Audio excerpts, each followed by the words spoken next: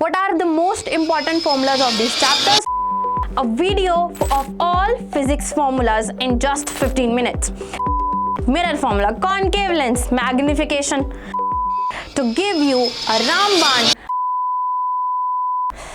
work done, power, electrical energy, lens formula, mirror formula, concave lens, magnification. Are you also relying on all is well to remember all these physics formulas, and you are worried about where to fetch all these formulas? Mention not. I'm here. I'm Aditi, your physics faculty. Welcome on Deeksha Vedantu YouTube channel. I am here to give you a Ramban, a video of all physics formulas in just 15 minutes. I have gathered all the formulas that you need to remember for your class 10th boards for physics. Now, let's start with the video. We'll see all the formulas, their little bit reasoning and everything in just one single video. Let's go. We have 4 chapters of physics. This particular one, the light one, out of these 4, the light one and electricity one comprises of basically numericals, or let's say it's formula based. What? These are formula based, and these 2 are mostly theory. So you need to remember some concepts, some rules, some right hand thumb rule, left hand thumb rule, some phenomena of nature. But these 2 chapters, light and electricity, basically consist of they rely mostly on formulas and your understanding of the concepts behind those formulas. Now let's see these chapters and see what are the most important formulas of these chapters. First, we'll start with electricity. Now, the most basic concept of electricity is Ohm's law. Of course, Om Baba ki jai. Now, we know the Ohm's law is basically V equals to IR. Before that, you should know the formula of charge, which is Q equals to IT. Q equals to IT, Ohm's law, V equals to IR. Then we comes to potential difference. This potential difference also is equal to work done per unit charge. Correct? And we'll see these SI units with it too. For Ohm's law, we have for charge, it's coulomb. For charge, for current, it's ampere. For potential difference, V equals to work done per unit charge, and its SI unit is volt. Potential difference, volt. Then the third one comes electric power. The electric power we can write in 3 different forms. The basic formula is potential difference into current, V into I. But if we use Ohm's law and let's say I put IR in place of V, then it becomes I square R. And if I put it in the form of voltage or potential difference, then it becomes V square by R. For all these 3, its SI unit is watt. Ohm's law. For potential difference, it's volt. For charge, it's coulomb. And for current, it's ampere. For electric power, it is watt. After electric power, we go to electrical energy. Electric power, electrical energy. Electrical energy is basically the product of electric power into time. Correct? Electrical energy equals to electrical power into time. It's since we have multiplied time, so with watt we just added hour, and basically we don't calculate watt hour in our households, and in basic calculation we do kilowatt hours for electrical energy. Electrical energy, kilowatt hour. Great. Let's move on to the next concept, which is heat energy, which we basically study heating effect of electric current, right? So its formula is basically H equals to I square RT. Again, if I use Ohm's law, I can also write V square T by R. This formula is basically used for parallel combinations. Okay. Then its unit is joule, just as work. Then we come to resistivity. Resistivity, now remember the difference between resistance and resistivity. Let's say resistance first. The formula for resistance is rho, which is resistivity, rho L by A. L is my length and A is my area of cross section. what it is? Area of cross section. Great. Now this, if I just cross multiply it, I can write rho equals to R into A divided by L, which is my resistivity. Their units are very important. This is resistance, resistivity, resistivity. For resistance, it's ohm, and for resistivity, it's ohm meter. So remember, Ohm's law, we have Coulomb and Ampere.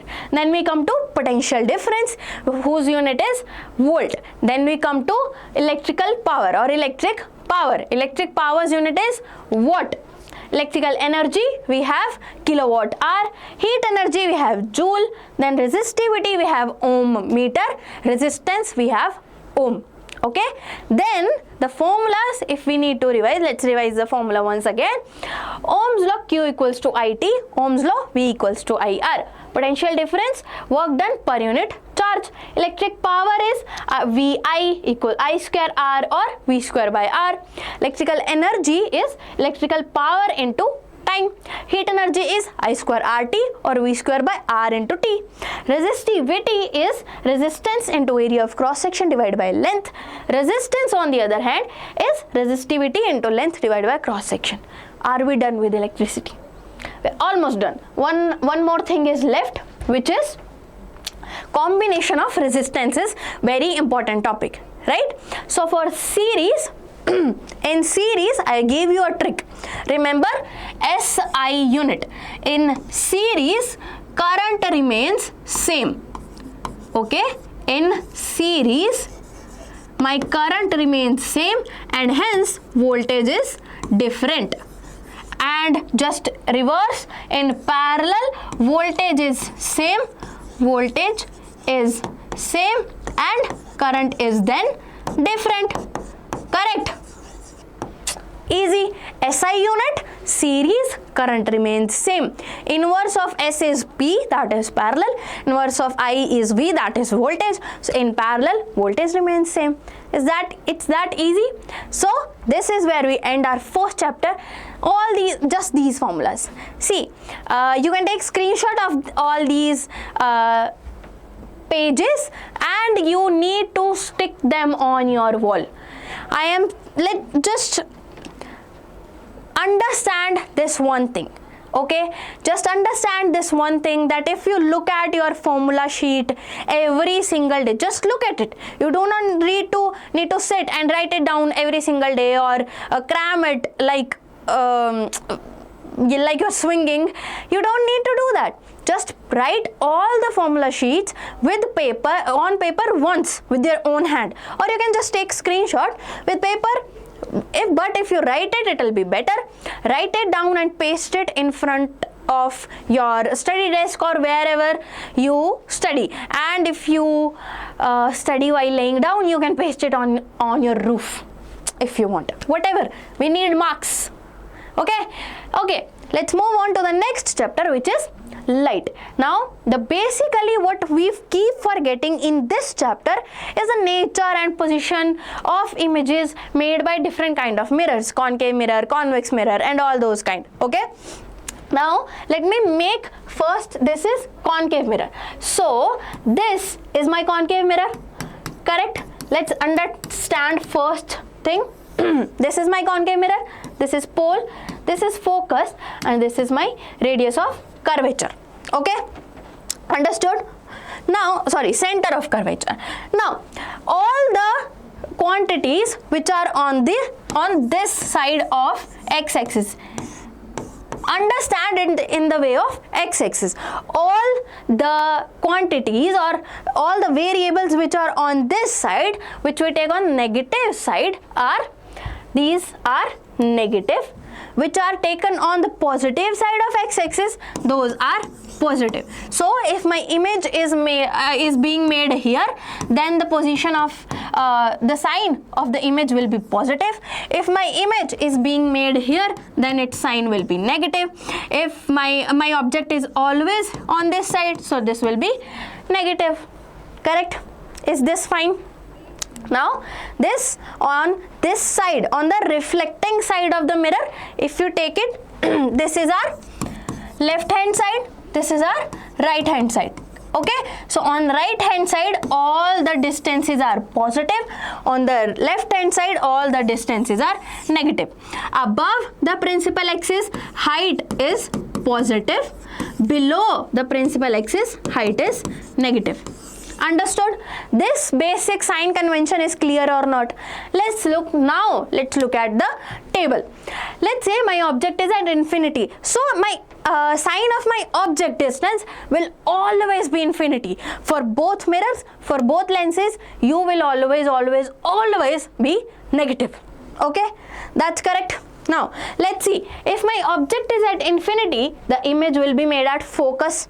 Now if the image is made at focus in case of concave mirror, which makes real, inverted and all sizes of images, so it's real and inverted. For real and inverted we have V as negative. Correct? See, U is always negative. U is always negative in each of the case. Okay, U is always negative. Now V might change for real and inverted in case of concave mirror. In case of concave mirror, if my image is being made on left hand side, then it will have a negative sign. And since the image is being made on below the principal axis, left hand side all positions are negative, and if my image is being made on the left hand side, then it will have a negative sign, and height of image will be also negative. This sign convention is same for 5 cases of concave mirror, because image is always made on this side of the mirror, that we know for 5 cases. For 6th case, when the image is virtual and erect and enlarged, in that case only the size of my the position of my image will change. So see, in 6th case, when the object is between pole and focus and the image is being made behind the mirror, which is enlarged, now it's virtual and erect, so the size of my position of image becomes positive. Is that correct? For 5 cases of concave mirror, for 5 cases, let's write it down. Yeah, for 5 cases of concave mirror, what are we talking about? Concave mirror. For 5 cases of concave mirror, the image is being made, the nature of image is real, it's inverted, it's point sized, small, enlarged, all kinds of images are being formed. Okay, in the 6th case, the image which is being made on the other side of mirror, the image is now virtual and it's erect. Correct? And the image is enlarged. Correct? Understood? Everything about image formation of concave mirror and its SI unit. Is that clear? For these 5 cases, okay, let's write it down. For these 5 cases, U is always negative, V is always negative. For these 5 cases, V is negative, U is always negative. F, focal length of concave mirror, is always negative in both cases. This is always negative, but in the 6th case, V is positive. V is positive and U is still negative. Is that clear? All these conventions, are they clear? Let's move on to the next, which is convex mirror. Now, again, this is my convex mirror now. Correct? All the positions on this side are negative. All the positions on this side are positive. All the height above is positive, height below is negative. Correct? Now, I know my convex mirror always produces images on this side of the mirror, which is my right hand side of the mirror. So, all these images will have V equals to positive. Am I correct? the position of my image in case of convex mirror, will always be positive. Okay, let's see the chart. Object position is either at infinity or any point between pole and infinity. Now the image is then made, in case of infinity it's at focus, and then in another cases the image is always made between pole and focus behind the mirror. If it's behind the mirror, and in case of convex mirror, you need to remember it's always diminished. The image made is always diminished and it's always virtual and erect. Now look at the sign convention. U is always negative, we know that. Okay, V, now what did I say? V is always positive. So V is positive, V is positive, U is negative. Height of the image, since the image is made above the principal axis, so the height is positive. Is that correct? Okay, let's move on to now the lens. Now we'll see concave mirror is done, convex mirror is done. Let's move on to the convex lens, which is similar to concave mirror. This is my convex lens. Let's look at for convex lens. For convex lens, first focal length is always positive. This is my f1, f2, f1, and this is my f2, this is my 2f2. In here it's also same. Right hand side all the positions are positive. In left hand side all the positions are negative. Above the principal axis height is positive, below the principal axis height is negative. Now in case of convex lens, I know when a ray comes, it gets focused on this side of the lens, which is my right hand side. Okay, and then it passes from focal optical center, and the image is being made below the principal axis, so height is always negative. U is always negative. Then my position of image will depend on where the image is being made. In this case it's positive. Why? We will be positive, right? Because the image is being made on right hand side of my convex lens, and the height of image is negative since we can see the image is being made below the principal axis. What else? Okay, let's see the chart. Same, object is at infinity, beyond 2f1, at 2f1, between f1 and 2f1, at focus, between between focus and optical center. Oof, bapre. These are so many numericals. Now when the object is at infinity, image is at focus. Beyond 2f2, image is between f2 and 2f2. At f1, the image is again at f1. Between f1 and 2f1, if my object is, the image will be beyond 2f2. For all these ray diagrams, I have made another video in which you can go and see how to remember these positions. There are some tricks and tips for you to remember those, for you to make those ray diagrams clearly, okay, and accurately. All these are image positions. You can take a screenshot to remember all these. Now this is the size of image.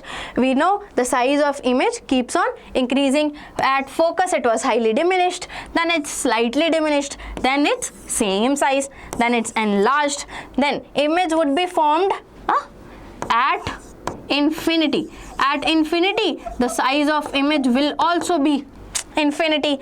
And then the sixth case, just like concave mirror,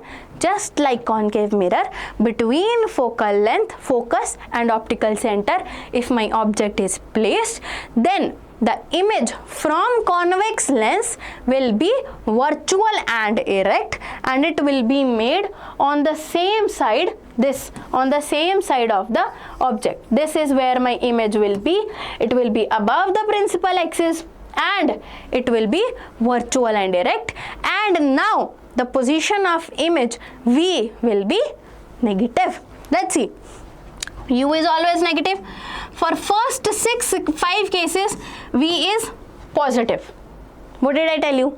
The image is being made on this side, on right hand side, and if my image is being made on right hand side, all the position of images will be positive. Correct? U is negative, negative, negative.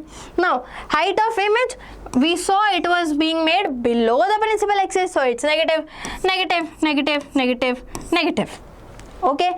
Then in 6th case, virtual and direct image, the height is positive because the image was above the principal axis.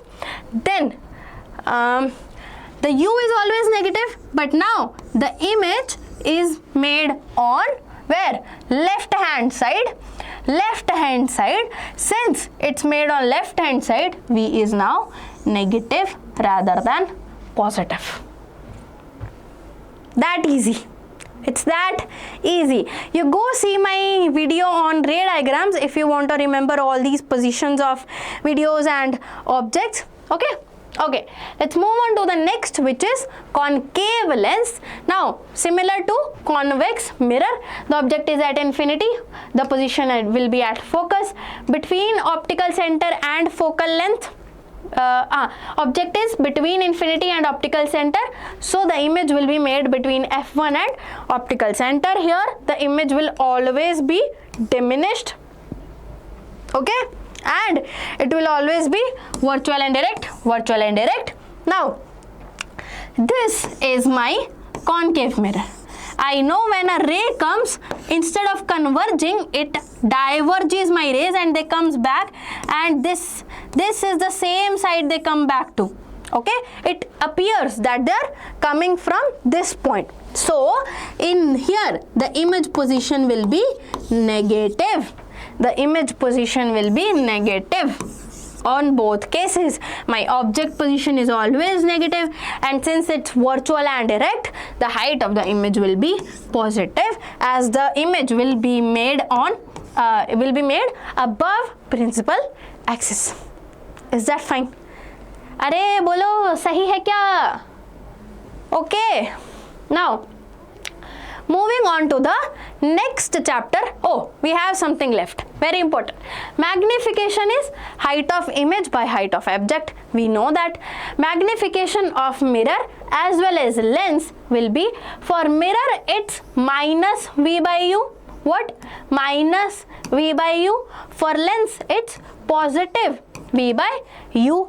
If my magnification is positive, the nature of image is virtual and direct. If my magnification is negative, it will be real and inverted, and same for the lens. Magnification is again a very important topic. They won't ask you question just from magnification, but they can include it in another questions. Okay, so this is the magnification topic. Let's move on to the next chapter, which is magnetic effects of electric current. Here we know this is a kind of a theoretical chapter. So what I did is I made you a concept, a compact clear approach, compact clear topics you need to remember for your boards. Okay, so we know there are certain factors on which magnetic field depends on. This is the position, or let's say direction of magnetic field, not image position. Okay, this is direction. Okay, so magnetic field due to a straight conductor. This is my straight conductor. It was in concentric loops around it. We remember it. If my current is upward, if my current is in upward direction, see, this is concentric circles. If the current is upward, so current can be upward and downwards. In a straight conductor, a current can be upward and it can go downward. And using right hand thumb rule, we can see where the direction of our magnetic field will be. Okay, then we have a closed loop. We again use right hand thumb rule for this. It can have, the current can be clockwise or anti-clockwise, and according to the clockwise or anti-clockwise, my direction of magnetic field will be inwards and outwards. If my current is clockwise, then the magnetic field will be inwards for inside the loop. This is inside the loop. The magnetic field will be inwards. If the current in the circular loop is anti-clockwise, the magnetic field will be outwards. Okay, the last important topic, which is solenoid. Inside the solenoid, my magnetic field goes from south to north and it's uniform. Outside the solenoid, it goes from north to south, which is non-uniform. Correct? And let's see the factors on which magnetic field depends. For straight conductor, it depends on current. As current increases, magnetic field increases.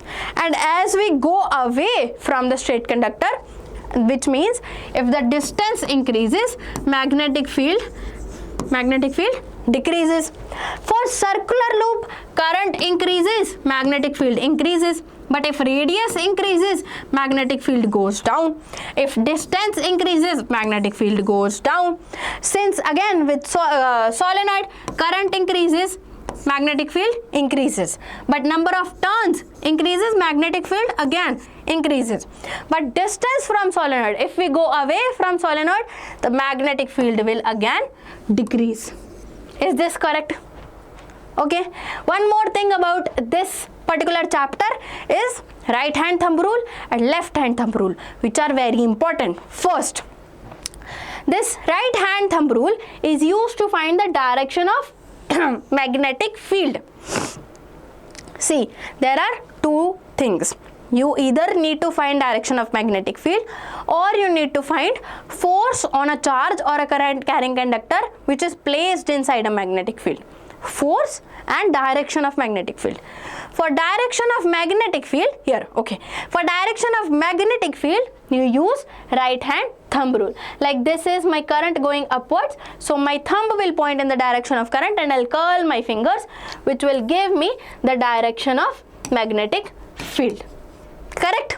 Now, Fleming left hand rule, when you use, this is Fleming's